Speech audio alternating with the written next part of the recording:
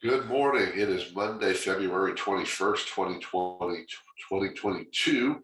Back here for Daily Shakeup number 484, and it is President's Day. And we're going to talk about President's Day, in particular, George Washington.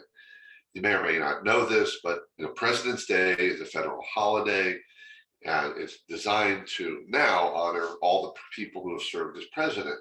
But it's really focused on honoring George Washington. And we often think of it with Washington and Lincoln because they both had birthdays in February.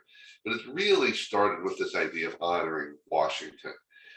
And I wonder how much you know about George Washington, in particular, how we can apply it today in the context of leadership and particularly service.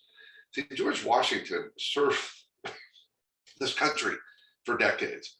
He was a Virginia farmer and owned land. He was a surveyor early in his career. He had an early military career that wasn't so successful, frankly. Talk about rising from the ashes in terms of military leadership. He was not such a great leader early when he was serving the British, but then he led the Continental Army. He oversaw the Constitutional Convention. He became the first president of the United States, as we all know. But here's what you may not know. We ought to know, but do we really know this? George Washington served 2 terms. Some of you may know that. We obviously know he didn't serve 3 terms, but do you know why? No, there was no restriction on it. That restriction came decades and over 100 years later, the restriction to 2 terms, obviously after Roosevelt. But he only served 2 terms because he refused to serve a 3rd term.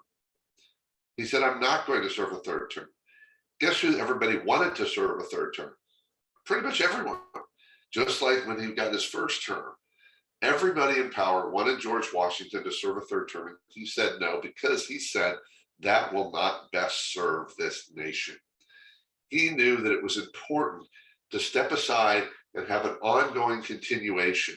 One of his concerns was that if he died in office, then people would think that the office of the presidency was for life, much like a king.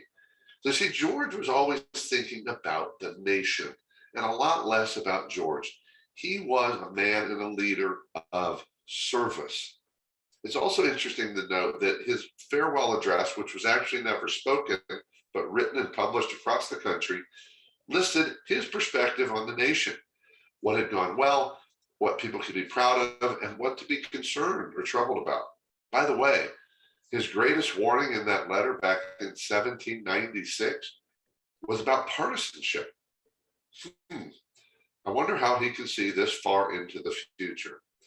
So yes, George was a visionary, and George was, let's not claim him to be perfect.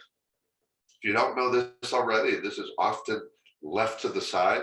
George was a slave owner. He was a slave owner. Now, ultimately, he decided slavery wasn't such a good thing. But I got to say, I wonder about his decision because George freed his slaves at his death, leaving his wife Martha to deal with that issue and what to do with the former slaves. So, not suggesting that he always got it right, but I will say this: George was a man of service who put the nation ahead of himself. And some would say he sacrificed himself and his life for the nation.